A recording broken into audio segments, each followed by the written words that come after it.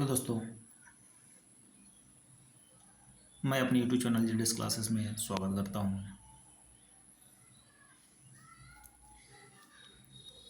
आज हम लोग यूपी सुपर टेट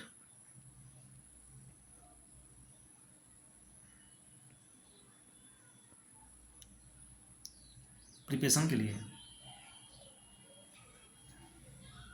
हम लोग पढ़ने वाले हैं अभिप्रेरणा एवं संवेग, जिसमें हम लोग बात करेंगे अभी आज अभिप्रेरणा पर, मोटिवेशन पे। चलिए स्टार्ट करते हैं। मोटिवेशन क्या है?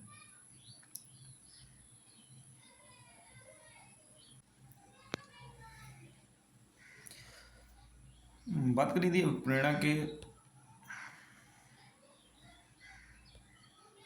स्वरूप पर, तो हम इसमें देखेंगे कि जो अभिप्रेरणा का स्वरूप है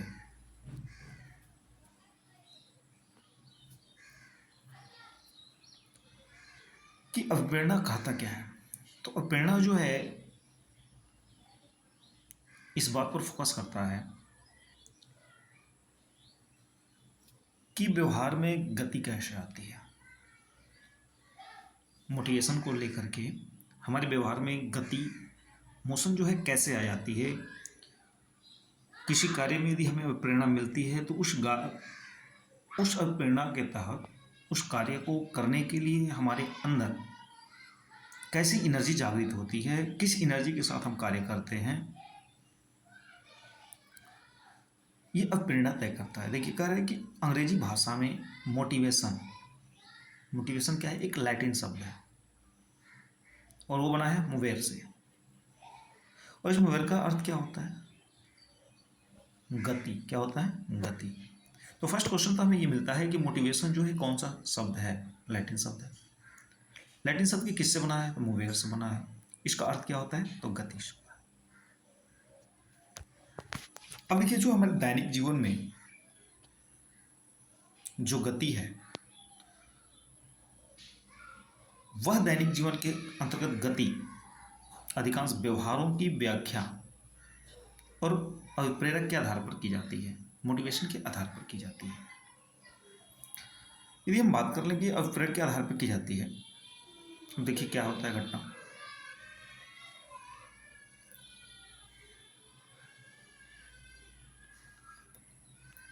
यहाँ पे आप विद्यालय या महाविद्यालय क्यों जाते हैं, ये भी हमारे अंदर क्या है? मोटिवेशन है। अब हम महाविद्यालय या विद्यालय जाने का क्या कारण हो सकता है? इसके कई कारण हो सकते हैं। क्या कारण हो सकता है? आप ज्ञान अर्जित करना चाहते हैं तभी भी हम विद्यालय जा सकते हैं या महाविद्यालय जा सकते हैं। मित्र बनाना चाहते हैं तब भी जा सकते हैं, क्योंकि यदि चुनाव हमें लड़ना है, नेतागिरी करना है, तो पढ़ाई से मतलब नहीं है। क्योंकि नॉमिनेशन कराने के बाद हम क्या करना है? चुनाव लोगों के, बच्चों के साथ, स्टूडेंट के साथ, जो दोस्त हैं उनके साथ मित्र बनाना है, उनके लिए उनके साथ राजनीति करना है, या फिर आपको एक अच्छी नौकरी पाने के लिए डिप्लोमा या डिग्री की आवश्यकता है, या आप अपने माता पिता को प्रसन्न करना चाहते हैं, इसके लिए भी हम क्या कर सकते हैं? विद्यालय जा सकते हैं। तो हमारे अंदर तो पहले मोटिवेशन आई कि हम विद्यालय, हमें चलना चाहिए। अब विद्यालय गए तो वहाँ के वातावरण को देखे, वहाँ किस प्रकार के कार्य करना चाहिए, ये सारी चीज़ें जो होती हैं हमारे अंदर उत्पन्न हुई।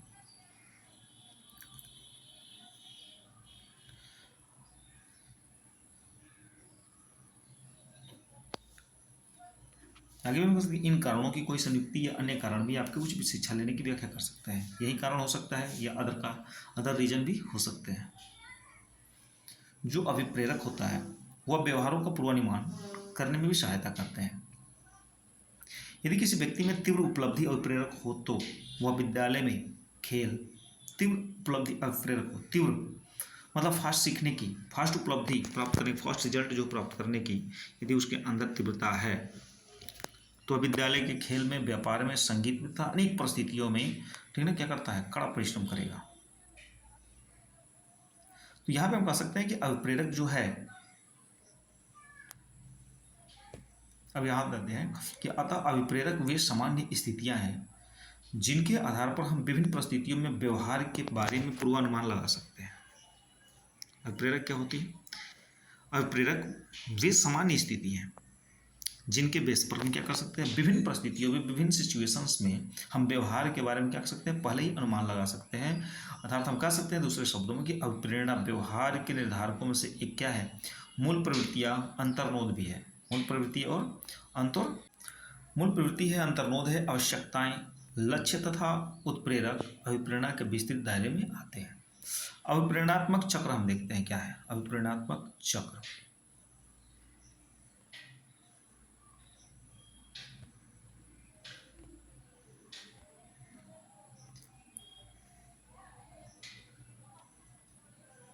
देखिए, प्रेरणा चक्र की बात करें तो यहाँ पे क्या होगा, आवश्यकता। आवश्यकता से आते क्या है, अंतर्नोद। जब किसी चीज़ की हमारे लिए आवश्यकता है तो हमारे अंदर क्या होगा, अंतर्नोद होगा। जब अंतर्नोद होगा तो क्या होगा, उद्देलन होगा। और जब उद्देलन हो जाएगा, हलचल जब हो जाएगी तो क्या होगा, लक्ष्य निर्दिष्ट करेंगे।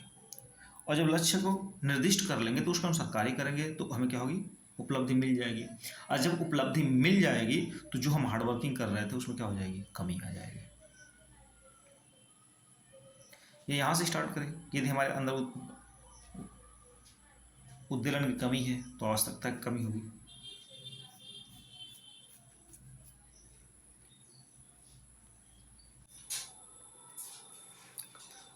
आवश्यकता जो होती है अंतर्मुद को जन्म देती है। आवश्यकता किसको जन्म देती है, अंतर्मुद को।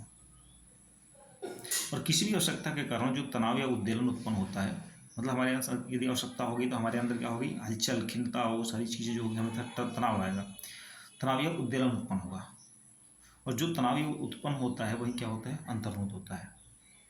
जब किसी चीज़ की आवश्यकता होती है और आवश्यकताएं पूर्ति नहीं होती तो मानव शरीर के अंदर क्या होती है, तनाव उत्पन्न हो जाता है, टेंशन उत्पन्न होती है, उद्वेलन उत्पन्न होता है, अनेक प्रकार की समस्याएं उत्पन्न हो जाती है उसके अंतर्गत, जिसके कारण यादृच्छिक क्रियाकलाप को ऊर्जा मिलती है।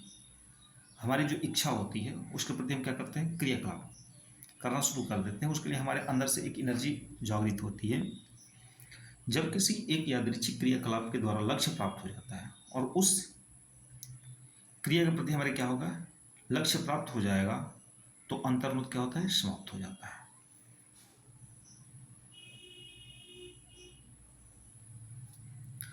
प्राणी भी क्रियाशील नहीं रहता, प्राणी पुनः संतुलित दशा में लौट आता है। मतलब कहने का मतलब क्या है कि जब हमें नीड होगी, आवश्यकता पड़ी, तो आवश्यकता के अंदर क्या हुआ, हमारे अंदर हलचल पैदा हुई, अंतर्नोद उत्पन्न हुआ। अंतर्नोद जब उत्पन्न हो गया तो उसको लेकर के हमारे अंदर तनाव उत्पन्न हुआ। हमारी आवश्यकता क्या है, नौकरी। नौकरी है तो हमें क्या है, यदि मान लीजिए आपने BA डिलीट कर ली तो उसके प्रति क्या होगी, जॉब नहीं मिली, तो आपके अंदर क्या होगी कि नौकरी जरूरत है, आपके अंदर अंतर्नोद हुआ। अब उसको करना कैसे, तो उसके लिए तनाव उत्पन्न होगा। तनाव उत्पन्न होगा तो तनाव ही अंतर्नोद है।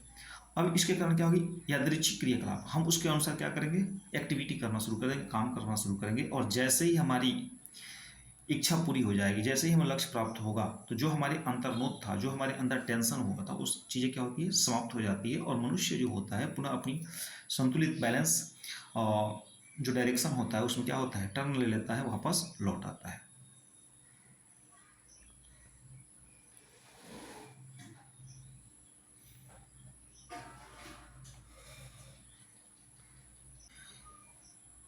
क्या मोटिवेशन जो होता है विभिन्न प्रकार का होते हैं, हाँ, मोटिवेशन जो होती है बहुत ही प्रकार की हो सकती है। यदि मनुष्य के अंतर्गत जो अभिप्रेरक है, अभिप्रेरक की संतुष्टि ना हो पाए तो क्या होता है, यदि मान लीजिए जो हमने टारगेट निर्धारित किया, यदि उस टारगेट पे हम सफल नहीं होते तो फिर क्या होता है।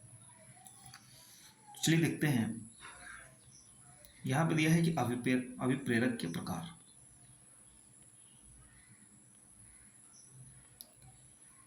अभिप्रेरक के प्रकार, अभिप्रेरक जो होता है मूल रूप से दो प्रकार का होता है।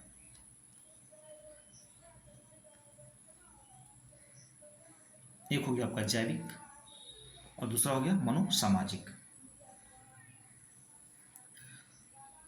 तो अभिप्रेरक कितने प्रकार के, दो प्रकार के, जैविक एंड मनोसामाजिक।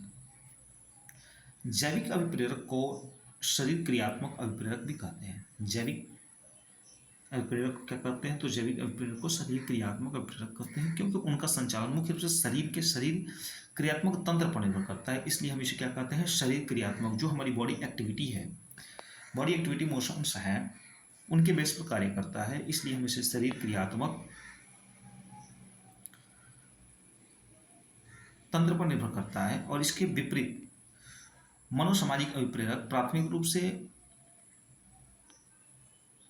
विभिन्न पर्यावरणीय कारकों पर निर्भर करता है, व्यक्ति की अंतःक्रिया द्वारा सीखे जाते हैं। एक व्यक्ति जब जो होता है पर्यावरण से इंटरेक्ट होता है तो उसके माध्यम से सीखते हैं। फिर भी दोनों प्रकार के अभिप्रेरक परस्पर एक दूसरे पर क्या होता है, निर्भर होते हैं, एक दूसरे पर डिपेंड होते हैं। कुछ परिस्थितियों में जैविक कारक कुछ अभिप्रेरकों को उत्पन्न करते हैं।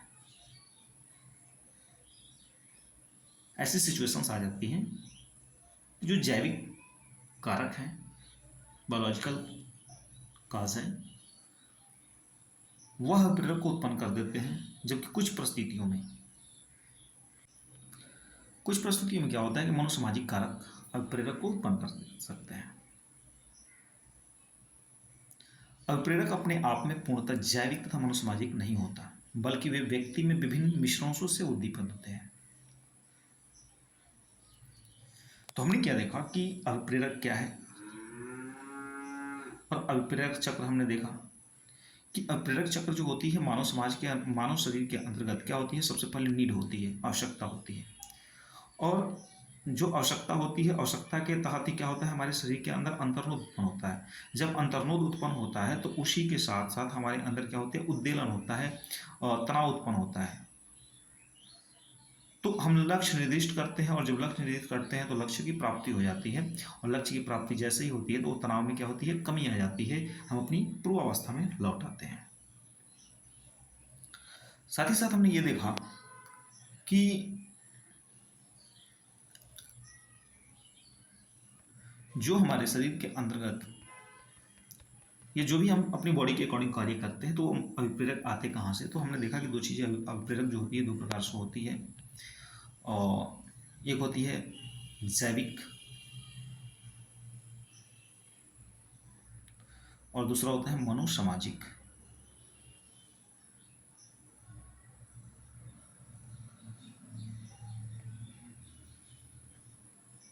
यहाँ देखते हैं हम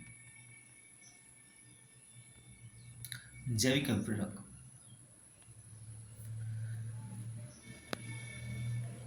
जैविक अभिप्रेरणा को समझने के लिए जैविक या शरीर क्रियात्मक उपागम सबसे पहले अपनाया गया।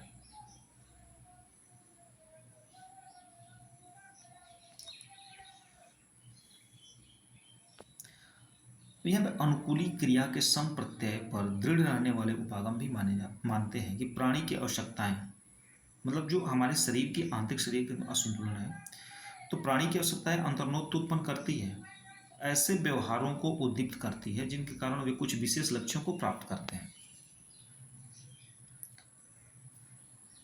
कहने का मतलब कि यदि आप टीचर बनना चाहते हैं तो टीचर आप क्यों बनना चाहते हैं, क्योंकि आपको लगता है कि हम क्या हो जाएंगे, सेटल हो जाएंगे, अच्छी खासी पैसे आएंगे, उससे हमारे कार्य संपन्न हो जाएंगे। तो ऐसे व्यवहारों को उद्दीप्त करती है। क्या उद्दीप्त कर रही है आपको, सेटल, लाइफ सिक्योर, जिनके कारण कुछ विशेष लक्ष्यों को प्राप्त करने की हम क्या करते हैं, क्रिया करते हैं। अब जहाँ पे लाइफ सिक्योर दिख रहा है तो हम उसके लिए क्या कर रहे हैं, कड़ी मेहनत करना चाहिए, कड़ी मेहनत कर लगातार पढ़ाइयाँ कर रहे हैं, एग्जाम्स दे रहे हैं, तो ये क्या कर रहे हैं, लक्ष्य को प्राप्त करने के लिए क्रिया करते हैं। तो जब लक्ष्य हमें मिलता है तो उसके अंदर क्या होता है, अंतर्नोद घटने लगता है, जो हमारे अंदर टेंशन बन रहा था वो धीरे धीरे क्या होती है, घटने लगती है।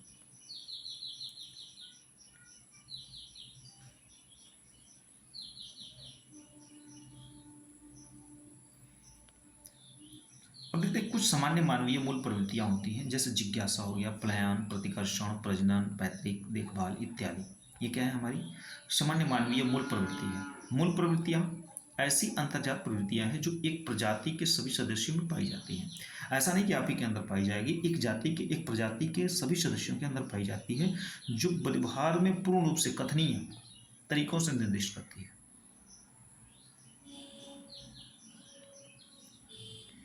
अब यहाँ देखेंगे मूल प्रवृत्ति बहुत रूप से वही अब हमेशा कुछ कार्य करने के अंतर प्रेरणा को प्रदर्शित करती है। मूल प्रवृत्ति का एक बल या आवेग होता है जो प्राणी को कुछ ऐसी क्रिया करने के लिए चालित करता है जो उस बल या आवेग को कम कर सके।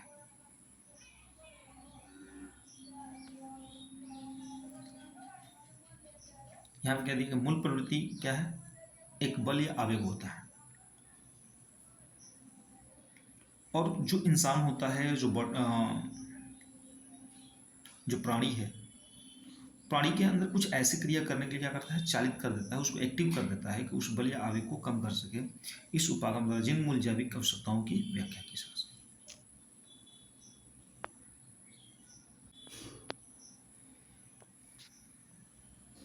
यहाँ पे देखते हैं अभिप्रेरकों के प्रकार। दो प्रकार के हैं, एक है हमारा जैविक अभिप्रेरक, दूसरा है मनोसामाजिक अभिप्रेरक। अब देखिए क्या होता है कि जैविक अभिप्रेरक क्या होता है, यह प्रेरक सहज मतलब अंतर्जात है। जैविक कारक जैसे क्या होता है, हार्मोन के कारण, तंत्रिका संचारक हो गया, मस्तिष्क हो गया, संरचनात्मक हो गया इत्यादि फोकस करते हैं। उदाहरण के लिए भूख, प्यास तथा काम अभिप्रेरक। यदि हमें भूख लगी है तो भाई क्या है, जन्मजात है। प्यास जन्मजात अभिप्रेरक है। तो इनके लिए हमें क्या करना होता है, कुछ काम करना पड़ता है। उसको पाने के लिए जो होते हैं हम दिन प्रतिदिन लगा हार्ड वर्किंग करते हैं। लेकिन मनोसामाजिक अभिप्रेरक जो है, ये प्रेरक मनोसामाजिक तथा सामाजिक कारकों तथा उनकी परस्पर अंतर क्रियाओं पर फोकस करते हैं। इसलिए क्या है, संबंधन, शक्ति, जिज्ञासा, अन्वेषण और आत्मसिद्धि अभिप्रेरक की आवश्यकताएं होती हैं।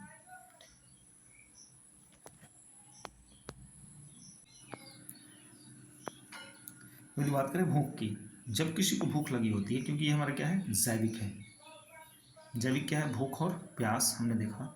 तो जब किसी को भूख लगी हो तो भोजन की आवश्यकताएं सर्वोपरि हो जाती है, क्योंकि उसे क्या चाहिए, भोजन चाहिए। यह व्यक्ति को भोजन प्राप्त करने और उसे खाने के लिए प्रेरित करती है। लेकिन उसे भूख की अनुभूति होती क्यों है, भूख की अनुभूति क्यों होती है? तो शरीर के अंदर, शरीर के भीतर जो होती है, बाहर तथा बाहर घटित होने वाली अनेक घटनाएं भूख को उद्दीपित या निरुद्ध कर सकती है। भूख के उद्दीपकों में अंतर्निहित है, जैसे आमाशय में संकुचन। जब आमाशय के अंदर संकुचन होने लगेगा, जब पेट में दर्द होना शुरू हो जाएगा, तो ऐसा फील होगा कि हमें भूख की आवश्यकता है, जो यह इंगित करता है कि आमाशय रिक्त है, क्या हो गया है, खाली हो गया है।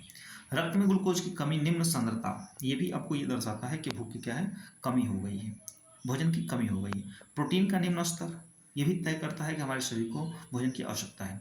शरीर में वसा के भंडारण की मात्रा, ये भी तय करता है कि हमारे शरीर में भोजन की कमी हो गई है।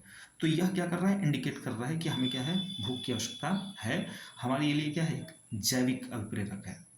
ये जो क्या कर रहा है, हमें बार बार इंडिकेट कर रहा है, बार बार मोटिवेट कर रहा है।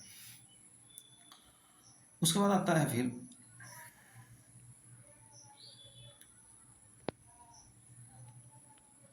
जब शरीर के अंदर जो होता है, शरीर में ईंधन की कमी के प्रति यकृत भी प्रतिक्रिया करने लगता है, लीवर जो होता है प्रतिक्रिया करने लगता है, तथा वह मस्तिष्क को तंत्रिका आवेग प्रेषित करता है। हमारे तुरंत जो होता है, हमारे शरीर के अंदर ये सारी चीज़ें कमी हो गई तो मस्तिष्क को सूचना भेज देता है कि हमारे शरीर के अंदर जो हमारी बॉडी फंक्शन है वो काम नहीं कर पा रही है, या इनको इन चीज़ की आवश्यकता है। भोजन की सुगंध, स्वाद, दर्शन की खाने की इच्छा उत्पन्न करते हैं। ज्ञातव्य है कि इनमें से कोई भी एक अपने आप में यह भाव नहीं जगाते कि आप भूखे हैं। न तो हमें सुगंध, स्वाद, दर्शन, ये सब नहीं लगाते, ये सब बाह्य कारक। स्वाद, रंग, दूसरों को भोजन करते हुए देखना तब भोजन की सुगंध आदि के साथ संयुक्त होकर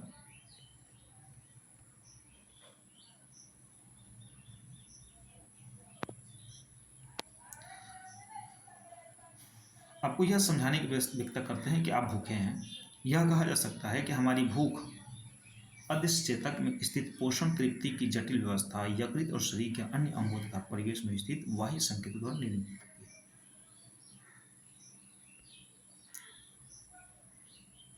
दूसरा है हमारे शरीर के अंदर घटित होने वाली घटना क्या है, प्यास।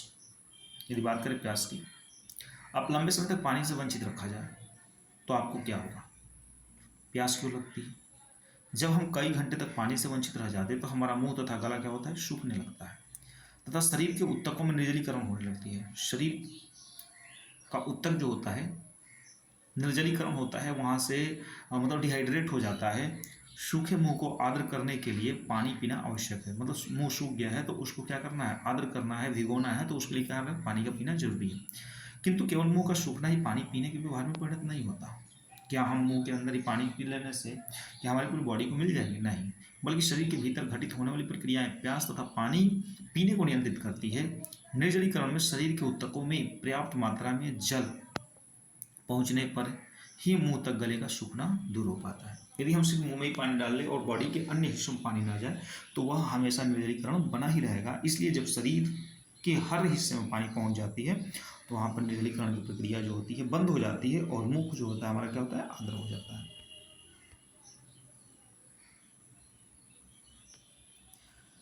शारीरिक स्थितियां पानी पीने के व्यवहार को प्रमुखतः उद्दीपित करती है। कोशिकाओं से पानी का क्षय तथा रक्त के परिणाम का घटना। जब शरीर में तरल पदार्थ द्रव्यों का क्षय होता है, नुकसान होता है, धीरे धीरे घटने लगती है, तो कोशिकाओं के भीतर से भी जल का ह्रास होता है। जल में क्या होती है? कमी होती है।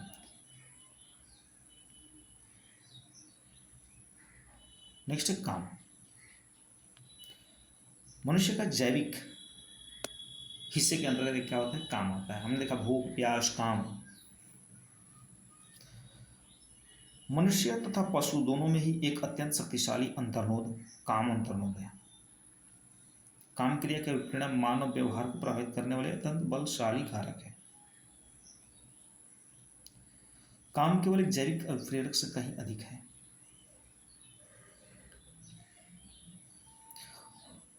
और बात करें तो अन्य प्राथमिक अभिप्रेरक के अंतर्गत देखा जाए तो भूख प्यास से अनेक प्रकार से भिन्न है। जैसे कि काम क्रिया एक व्यक्ति के जीवन निर्वाह के लिए आवश्यक नहीं है।